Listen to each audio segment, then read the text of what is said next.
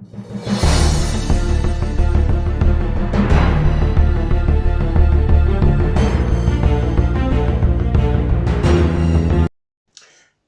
afternoon, keepers of the cash. Gary B, the Casual Comic Guy here, and today we are here with another retro cover rewind. And today we are going to feature Solomon Kane, a 16th and 17th century Puritan created by Robert E. Howard, who thinks it's his God-given mission to seek out and abolish evil wherever it may cross his path. Now, he is a great character.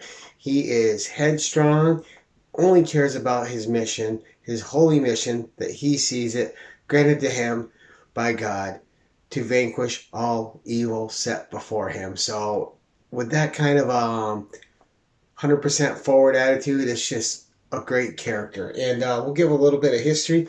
So his first ever published story was in August 1928 in Weird Tales magazine. I'll show you a picture of it over here. And then his first comic appearance was actually in 1973 in Monsters Unleashed 1 from Marvel Comics. I will also put a picture of that over here. I don't have either one of those. I don't have the $400 to $500 to spend on an original Weird Tales, so I'm going to go without that one. The Monsters Unleashed is a grail that I'm still hunting down, and I'm looking to put that out of the way in the next month or two. It's one of my 2022 goals is to get that first appearance of Solomon Kane and just have it in the inventory. But great character, great history. So this is an old book, and I was just going to show you the cover because I love it. I think it's cool. And this is Solomon Kane, Skulls in the Stars by Robert E. Howard. And of course, they always market anything by Robert E. Howard as the creator of Conan. So a great fold-out cover in these old books. And just absolutely love them. Great little tales. And this is Bantam Books. Now, my favorite collection of Robert E. Howard stories is also by Ballantine Books from Del Rey, and that's The Savage Tales of Solomon Kane. They had a whole line of Robert E. Howard stuff, and just beautiful collections. They have artwork inside that's nice, and it's just a great way to read Solomon Kane or Conan or Bran MacMorn or any of the Irish Tales or anything that Robert E. Howard wrote, the weird horror stories, what have you. These are my favorite collections. They are just awesome. And of course, we have a beautiful cover here by Gary Gianni. I mean, he's a Gary, so you already know he's cool, right? It goes without saying. Anyway, so that's those two books out of the way. Now, this was, of course, the movie adaptation. All right, you had James Purefoy in the cover. So this movie was made, a great movie if you haven't watched it. Really a lot of fun. James Purefoy is excellent as Solomon Kane. They took a few liberties. Liberties I wish they hadn't taken, but overall, really enjoyable, really great film. James Purefoy is absolutely amazing as Solomon Kane. I think this movie was made in 2009. It didn't get released in the States until 2012, though. A lot of development hell with the rights and stuff. But we have that. But enough of that. Let's get to the comic covers, which you guys are here to see. So up first, okay, from 1976, we have Marvel Premiere 33. All right, so we got a beautiful cover here by Howard Chaykin. We have cover inks by Klaus Janson and Danny Crespi. And this is part 1 of 2 of the Red Shadows adaptation, written by Roy Thomas, of course adapted from the Robert E. Howard story Red Shadows, Solomon Kane tale, and a great one at that. And the Solomon Kane tales are just excellent adventures. They're so good. And then we had the conclusion in issue 34, and I got one of these as special. Okay, so again, cover art by Howard Chaykin, cover inks by John Romita, and the second part is entitled Fangs of the Gorilla God, of course by Roy Thomas. But take a look at this, and if you look in this at this one here, this is the pence variant. So we got a little 10 pence right here, really nice. So I was happy to add that. And I think I only paid $1 for this out of the dollar bin, so even bigger, better win for me. All right, then we have, of course, his first 6-issue series. And again, the first issue was a double issue, and this took place in 1985. Cover art by Brett Blevins, and I think I have 5 of these. Okay, so there we go.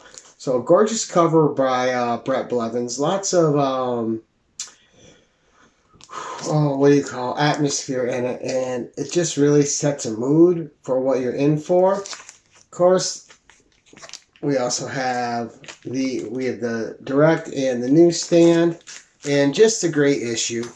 Inside is a different adaptation by Red Shadows, which is almost 10 years later, right? And this one is by Ralph Macchio. No, not the Karate Kid Ralph Macchio. But again, interior arts by Brett Blevins and Steve Carr, and inks by Brett Blevins. And it's such a tongue twister. All right, so cover number 2 is gotta switch my page here so I don't mess up my notes. So cover 2 is by Kevin Nowlin, and it's called And Faith Undying by Ralph Macchio, and interior art and inks by Brett Blevins. So again, was a 6-issue series in 75 and 76, and what this did is Ralph Macchio adapted a different Solomon Kane story into each issue. A lot of fun, some dark covers, but really, really nice covers. Really good art.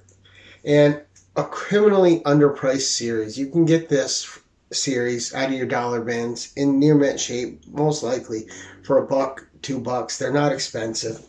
And they're well worth having, and they're great reads. All right, so issue number 3. We have cover art by Bill Sienkiewicz, called Blades of the Brotherhood, again by Ralph Macchio.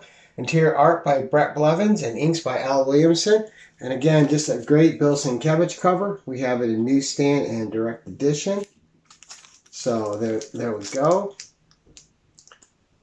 So Bill Sienkiewicz just doing what he does, creating great moody atmospheres and killing it on the covers. All right, and then number 4, and this cover might surprise you, and the artist might surprise you. All right, so again, issue number 4 is called The Prophet by Ralph Macchio. Interior art by this cover artist, but we're gonna save that a second. Inks by Al Williamson. The cover art by Mike Mignola, and the interior art by him as well. So yeah, not Hellboy, just some of his early stuff he worked on. Fantastic art. Cover looks great. We'll get a little bit closer. You can see that Mignola goodness from 1976, guys. So really cool stuff. All right, then number 5 is an artist I had never heard of, but I really like the cover. It's got a great mood to it, and it's by Frank Sirocco. And the adaptation inside is Hills of the Dead, again by Ralph Macchio. All right, great cover, and just 2 newsstands. All right, and we got interior art by John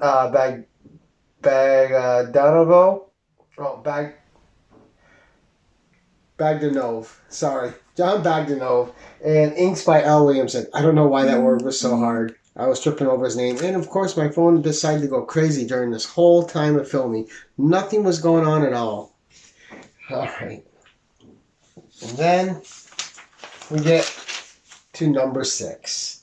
And we have cover art by Dan Green, another great artist, another great cover. All of them set in great moods for Solomon Kane. And the one thing that the Puritans known for is great moody stories. When you read them, they really take you to wherever he's going, and they really get you in that mood. They set a mindscape for you, and you live in that mindscape the whole time you're in a Solomon Kane story. Just absolutely amazing. So interior art by John Ridgway, inks by Al Williamson, and the story in here, of course, by Ralph Macchio, is Wings in the Night. And just another great Solomon Kane story, and just really good covers all around. And like I said, I'll be hunting down that Monsters Unleashed #1. That's a hole in my collection, which I plan to fill this year.